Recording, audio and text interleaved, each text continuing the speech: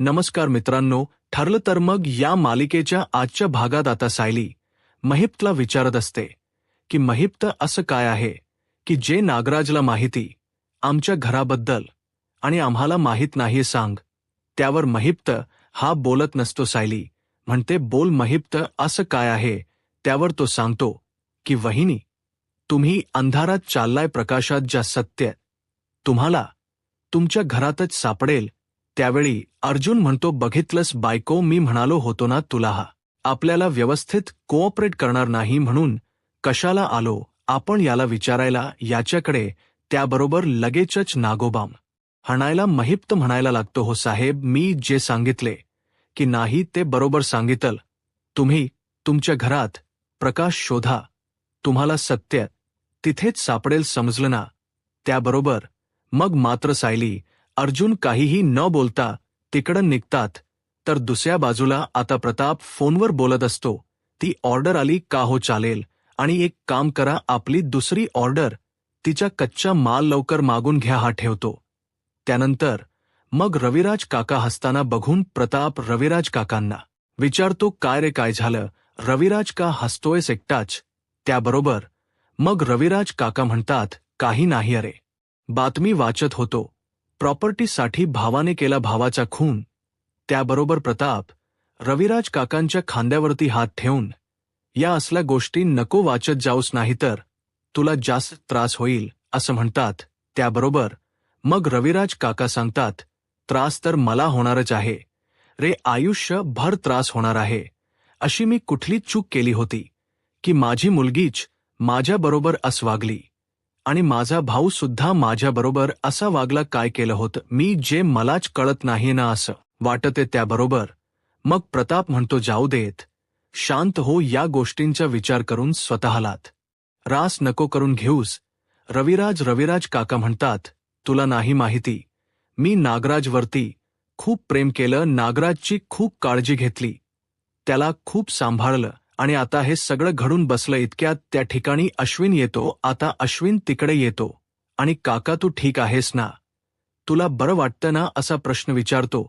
त्याबरोबर लगेचच रविराज काका म्हणतात, हो ठीकच म्हणायचं, इथे 2 वेळच खातोय झोपतोय, व्यवस्थितच म्हणायचं आता.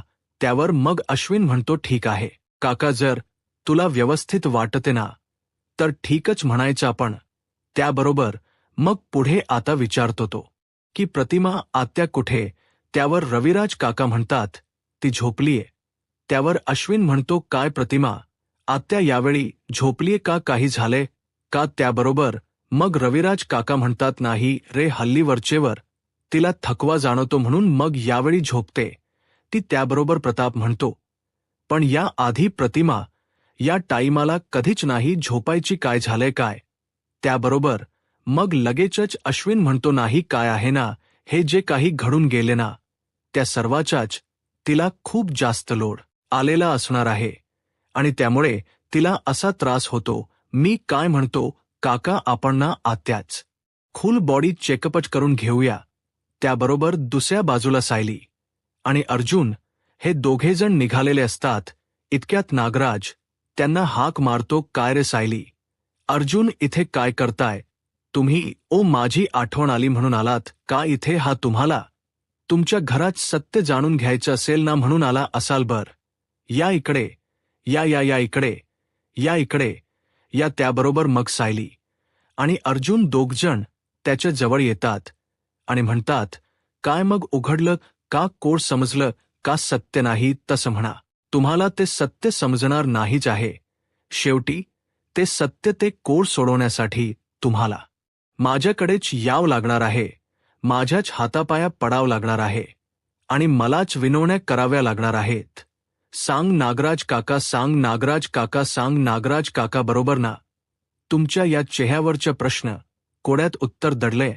तुम्हाला काहीही कळलेलं नसल्याचं, तुम्ही कितीही हातपाय मारले, कितीही प्रयत्न केले ना, तरी सुद्धा तुम्हाला तुमच्या प्रश्नाचे उत्तर कधीच सापडणार नाही. शेवटी तुम्हाला त्या कोड्याच उत्तर मागण्यासाठी माझ्याकडेच यावं लागणार आहे.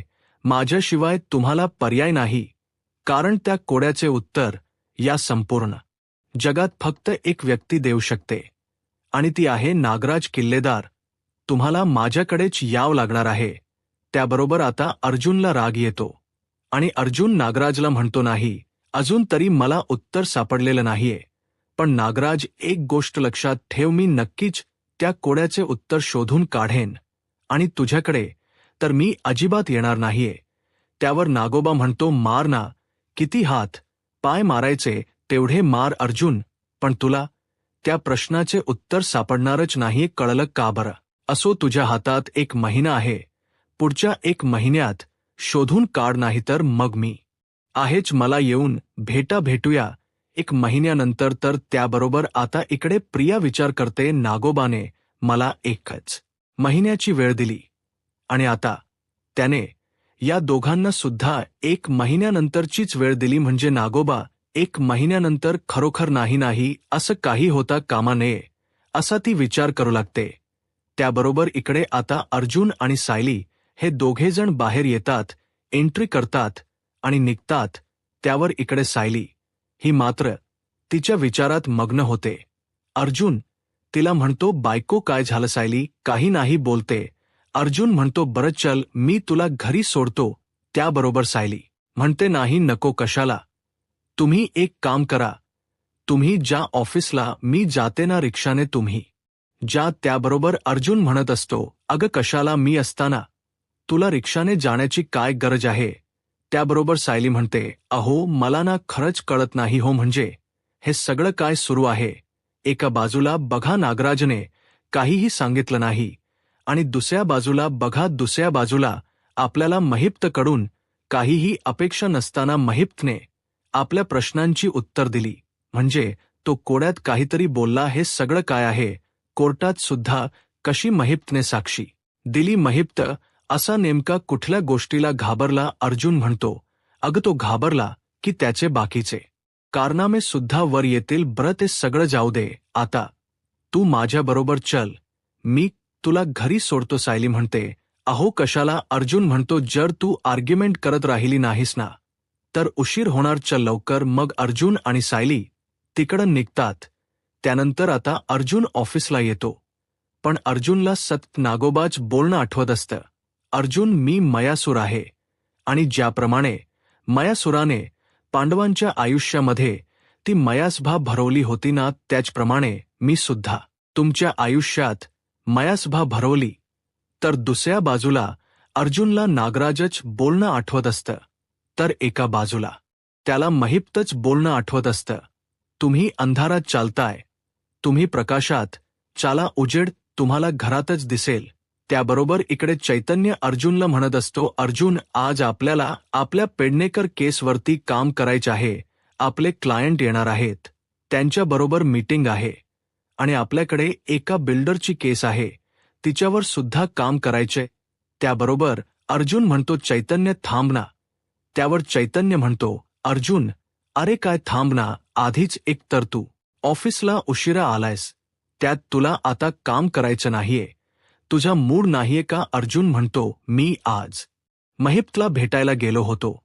त्यावर चैतन्य म्हणतो, काय म्हणाला तो? आणि त्या मयासुराबद्दल, त्या मयासुराच्या सभाबद्दल वगैरे जे नागराज काकाने बडबडली होती त्याबद्दल काही बोललाय का तो? त्याबरोबर अर्जुन म्हणतो, नाही, माझ्यासोबत सायली सुद्धा होती. त्याबरोबर हे ऐकून आता चैतन्य घाबरतो आणि म्हणतो, काय सायली? वहिनी? अरे अर्जुन तू? आणि मग चैतन्य डोक्यावर हात मारतो आणि म्हणतो, सायली वहिनीला काय गरज होती तुला तिकडे घेऊन जाण्याची? बरोबर तुला कळतं का तू केवढी मोठी रिस्क घेतली होतीस? अरे जर सायली वहिनी समोर तो महिप्त चुकून जरी काही बोलून गेला असता तर काय झालं असतं तुला कळतं का? त्यावर तो म्हणतो, मला सुद्धा ती भीती वाटतच होती. त्याबरोबर चैतन्य म्हणतो, पण हे सगळं तुझ्यामुळे होते. तू सायली वहिनीला जर सर्व गोष्टी आधीच सांगितल्या असत्यास तर हे सगळं करायची वेळ आलीच नसती ना. त्याबरोबर अर्जुन म्हणतो, अरे आपल्याला माहिती आहे की नागराज सारख्या खोटारड्या लोकांचे सत्य वर काढण्यासाठी कधी कधी हे असे ट्रॅपर रचावे लागतात, पण सायलीला माहीत नाहीये ना, ही गोष्ट सायलीला पटणार नाहीये.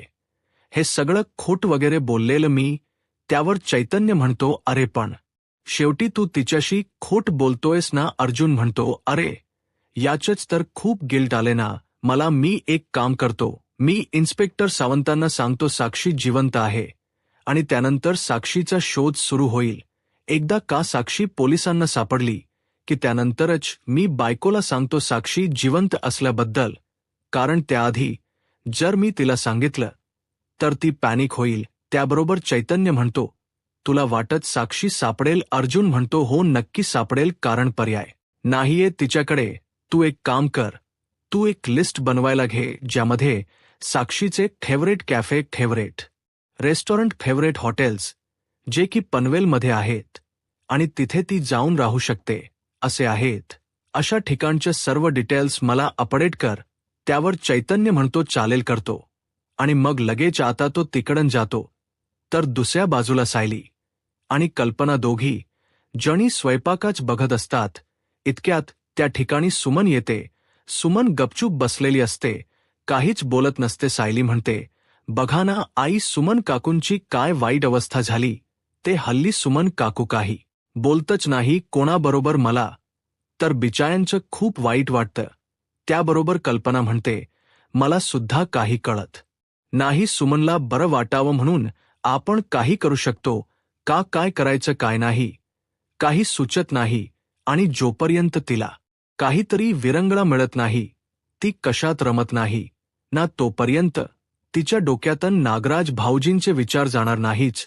त्यासाठी काहीतरी केलं पाहिजे, तिला कशात तरी रमवलं पाहिजे. त्यावर मग आता सायली सुद्धा विचार करू लागते की काय बरं करता येईल. आणि मग सायली हे मुद्दामून आता लगेच कल्पनाला म्हणते, आई तुम्हाला मंडण करता येतं का हो? त्याबरोबर कल्पना म्हणते, काय? त्यावर आता सायली तिला इशायात खुणावते की सुमन काकूना मंडण येतं. मग लगेचच कल्पना म्हणते, मंडण ना हो, म्हणजे कितीतरी वर्षांपूर्वी केलं होतं मी, त्यामध्ये तेचनाज याच्यात साबुदाणा आणि चणाडाळ घालतात ते. त्याबरोबर मग लगेचच सायली म्हणते, हो हो आई, त्याच प्रमाण काय असतं? त्यावर कल्पना म्हणते, मला वाटत दोन्ही समप्रमाणातच घेत असतील. इतक्यात तिकडे सुमन येते आणि म्हणते, नाही वहिनी, समप्रमाणात नाही घेत. जर 1 वाटी साबुदाणा घेतला ना तर 2 वाटी चणाडाळ घ्यावी लागते. त्याबरोबर मग लगेचच सायली म्हणते, तुम्हाला येत सुमन काकू मंडण बनवता? त्यावर ती म्हणते, हो. मग लगेचच सायली म्हणते, मला शिकवाल तुम्ही? त्यावर सुमन काकू म्हणते, अग हो नक्की शिकवेन. मला जर माहीत असतं ना की तुला मंडण आवडतं तर मी तुला कधी शिकवलं असतं. चल मी तुला शिकवते. तू एक काम कर, आज आहे ना साबुदाणा आणि चणाडाळ या गोष्टी भिजायला घाल. त्यावर सायली म्हणते, काय योगायोग आहे, रात्री मी चणाडाळ भिजत घातलीच होती भाजीसाठी, आणि बघा ना पूर्ण आजींचा आज उपास म्हणून मी साबुदाणा सुद्धा भिजत घातलाय. आपण करू शकतो ना त्याचंच? त्याबरोबर मग लगेचच सुमन काकू ठीक आहे म्हणते आणि सुमन काकू आनंदाने स्वयंपाकाला लागते. सायली मनात खुश होते की चला कितीतरी दिवसांनी सुमन काकूच हसू परत आलं. तर इकडे प्रियाला मात्र कशाशी काहीच घेण देणं नसतंच. नेहमीप्रमाणे प्रिया ही आता विचार करत असते की मला नागराजसाठी खोटा खोटा का होई ना, पण एखादा वकील शोधायला हवाच. त्याच्या समोर त्या वकिलाला नेऊन उभं केलं पाहिजे, म्हणजे त्याला वाटेल की मी त्याला सोडवण्यासाठी काहीतरी एफर्ट्स देते, काहीतरी प्रयत्न करते. नाहीतर जर त्याला वाटलं की खरोखर मी त्याला सोडवायला काहीच नाही करत तर मग मात्र चालणार नाही. मग ती तंबोली वकिलांना कॉल करते आणि ती त्यांना म्हणत असते की हॅलो ॲडव्होकेट तंबोली, मला तुमच्याशी थोड केसबद्दल बोलायचं. एक केस तुमच्याकडे फाईल करायची होती. तंबोली बोलतात. त्याबरोबर रिया म्हणते, चुली ते नागराज किल्लेदार. त्याबरोबर लगेचच ॲडव्होकेट तंबोली फोन कट करतात. आता प्रिया इकडून बोलत असते, हॅलो, पण आता तोपर्यंत वकील साहेबांनी तर फोन कट केलेला असतो. प्रिया म्हणते, कट केला म्हणजे एकही वकील या नागोबाची केस घ्यायला तयार नाही की काय? दुसरा वकील बघते. आणि मग ती एका दुसऱ्या वकिलाला कॉल करते आणि म्हणत असते, हॅलो ॲडव्होकेट, मला नागराज किल्लेदारांच्या केसबद्दल त्याबरोबर आता समोरचा वकील सुद्धा फोन कट करणार असतो. प्रिया म्हणते, थांबा थांबा थांबा, फोन कट करू नका, आधी माझं पूर्ण म्हणणं ऐकून घ्या. या मला नागराज किल्लेदारांची केस तुमच्याकडे फाईल करायची, पण तो सुद्धा वकील आता नाही म्हणतो. प्रिया म्हणते, अहो तुमच्या काय प्रॉब्लेम आहे, तुम्ही नागराज किल्लेदारांची केस घ्यायला नाही का म्हणताय, काय झाले. त्यावर तो वकील फोन ठेवून देतो. त्याबरोबर प्रिया म्हणते, नागोबाची केस घ्यायला कोणी सुद्धा तयार नाहीये. आता नागोबाने कान सुद्धा एवढे मोठे मोठे करून ठेवले, तर त्याला मी तरी काय करू, नागोबाला सोडू कसा आणि काय करू, मला सुद्धा ना खरंच काही सुचत नाहीये. त्याच्यासाठी काय करता येईल, हे कांडच एवढे मोठे मोठे आहेत याचे. आणि रविराज किल्लेदारच्या विरुद्ध कोण उभा राहील. तर आता दुसऱ्या बाजूला अर्जुन हा कामाच्या चैतन्याला सांगत असतो, आणि चैतन्याला मात्र बिचायाला झोप आलेली असते. तो झोपतो. त्याबरोबर अर्जुन त्याला उठवतो आणि म्हणतो, चैतन्य आपण काम करूयात का, चल चल come back to our work. आणि मग तो त्याला सांगू लागतो की त्याला काय काय हवे, कसली यादी बनवायची आहे, काय करायचंय. आणि तो त्याला म्हणत असतो की हे काम करायचं. चैतन्य म्हणतो, अरे अर्जुन काय हे किती रात्रीच सांगतोयस, तुम्ही तुला दुपारी काम करून देत होतो. पण त्यावेळी त्यावर अर्जुन म्हणतो, चैतन्य गप्प बस, या विषयावरती घरात बोलायचं नाहीये सांगितलं ना, तुला विसरलास का. त्यावर चैतन्य म्हणतो, सॉरी सॉरी अर्जुन, खरंच सॉरी. अरे पण ऑफिसमध्ये जाऊन करूयात ना उद्या ही सगळी काम, हे सगळं मी तुला उद्या सुद्धा ऑफिसमध्ये दिलं असतं ना, आज एवढी काय घाई आहे या सर्व कामांची.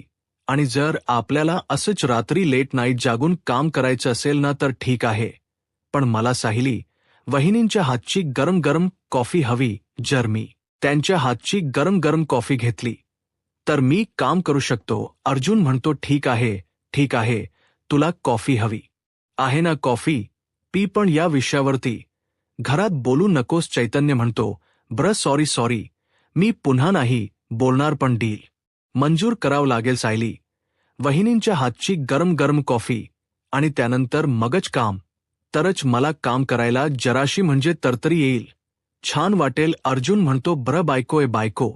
त्याबरोबर सायली त्या ठिकाणी येते. अर्जुन म्हणतो चैतन्याला, तुझ्या हातची कॉफी हवी. सायली म्हणते, चैतन्य भाऊजींना खरंच कॉफी हवी आहे की चैतन्य भाऊजींच्या नावाखाली तुम्हाला कॉफी हवी आहे. त्यावर चैतन्य म्हणतो, नाही वहिनी, खरंच मलाच कॉफी हवी.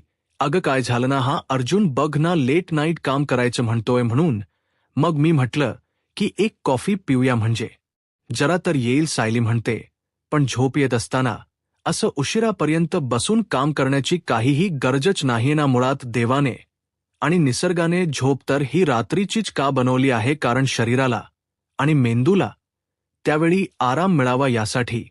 पण जर आपल्याला शरीराला आणि मेंदूला आराम द्यायचा नसेल तर काय करणार आपण. चैतन्य भाऊजी, तुम्हाला काम करण्याची आता उशिरापर्यंत काही गरज नाही, केलं तेवढं पुरे झालं.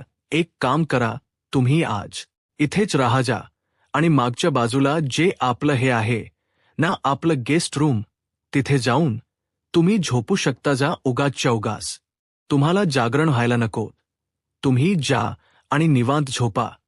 त्याबरोबर मग चैतन्य म्हणतो, वाह वाह वहिनी, खरंच थक्यू तू ना, अशा अदन-मधन येत जा, म्हणजे मला असं बरं वाटेल. तुझ्या लेक्चरचा मला खूप फायदा होतो. मी जातो आणि घरी झोपतो, तशीही उद्या सुट्टीच आहे. एवढं बोलून मग चैतन्य तिकडं निघून जातो, त्याबरोबर काम करण्यासाठी. आता अर्जुन पुन्हा एकदा बसतो. सायली म्हणते, काय चाललंय तुमचं, मी सांगितलं ना झोपायला चला म्हणून. अर्जुन म्हणतो, बायको डोक चालत नाहीये. सायली म्हणते, अच्छा डोकं चालत नाहीये का, पण मग जर तुम्हाला जाग राहायचंच असेल तर इथे काम करत बसून जागे राहण्यापेक्षा तुम्ही माझ्याबरोबर जागे राहू शकता ना. आता सायलीने हे असं म्हटल्याबरोबर अर्जुन लगेचच हातातली सगळी काम बंद करतो आणि सायलीला म्हणतो की तुमच्याबरोबर. त्याबरोबर सायली म्हणते, हो माझ्याबरोबर. आणि मग काय, सायली आणि अर्जुन हे दोघंजण बाहेर येऊन बसतात मोकळ्या हवेवरती अर्जुन म्हणतो, बायको मला वाटलं होतं तुम्हाला बेडरूममध्ये घेऊन जाशील. सायली म्हणते, अहो माझ्या मनातही नव्हता. मी तुम्हाला इथे बाहेरच घेऊन येणार होते, मोकळ्या हवेवरती. तुम्ही काय म्हणालात, तुमचा मेंदू काम करत नाहीये. मेंदू काम करत नसताना असं जरा मोकळ्या हवेवरती छान शांत बसलं की नाही की बरं वाटतं, कळलं ना. आणि नवरा बायकोने असं निवांत छान बाहेर बसून एकमेकांच्या डोळ्यात डोळे घालून गप्पा मारणं, याला सुद्धा रोमांस म्हणतात. फक्त तुम्हाला वाटतो तोच रोमांस नसतो काही. त्याबरोबर अर्जुन म्हणतो, हो हे अगदी खरं आहे. आणि आणखीन एक गोष्ट, नवरा बायकोनी एकत्र सत जिंकत राहणं हा सुद्धा रोमांस आहे. सायली म्हणते, हो तुमचं बरोबर आहे. तुम्हाला बरं वाटावं ना, त्यासाठी आलोय आपण इकडे मोकळ्या हवेत. बरं वाटते की नाही आता तुम्हाला ते सांगा बरं पहिलं मला. अर्जुन म्हणतो, खरंच बायको मला खूप बरं वाटते, मोकळ्या हवेवर शांत वाटते. पण नागराज बोललेल्या शब्दांच कोड मात्र ना अजूनही सुटत नाहीये. ते मनातून जातच नाहीये. कसली माया सभा काय बोलत होता तो, म्हणजे सर्व गोष्टी कशा कोड्यात राहिल्यात ना अजूनही. त्यामुळे टेन्शन वाटते. सायली म्हणते, अहो सापडेल आपल्याला आपल्या प्रश्नाचे उत्तर, काळजी करू नका तुम्ही. आणि जर तो बोललाय ना तर नक्कीच काहीतरी असं असणार आहे जे त्याला माहिती आहे, जे आपल्याला शोधून काढायचंय, असं सायली अर्जुनला म्हणते. त्यानंतर दोघंजण आता खाली बसतात आणि घरातल्या सर्व सदस्यांची नाव लिहितात. त्यानंतर मग नाव लिहून झाल्यावर लगेचच अर्जुन म्हणतो की त्या दिवशी नागराजने बोलताना प्रिय या शब्दावरती खूप जास्त जोर दिला होता. प्रिय म्हणजे त्यावर सायली म्हणते प्रिया. त्यावर अर्जुन प्रिया शब्दाला गोल करतो आणि म्हणतो, अच्छा म्हणजे हे गुपित जे आहे ते प्रियाबरोबर जोडल गेलेले. सायली म्हणते, मग आता आपल्याला प्रियाच्या बाबतीत असं कुठलं गुपित आहे जे आपल्याला माहीत नाहीये ते शोधून काढायचं. मग सायली अर्जुन एकमेकांच्या हातावरती जोरात हात ठेवतात आणि आता मिशन तन्वी असं म्हणतात. आता पुढे काय होईल हे पाहायला आत्ताच माझा महाराष्ट्र या यूट्यूब चॅनलला सबस्क्राईब करा. धन्यवाद.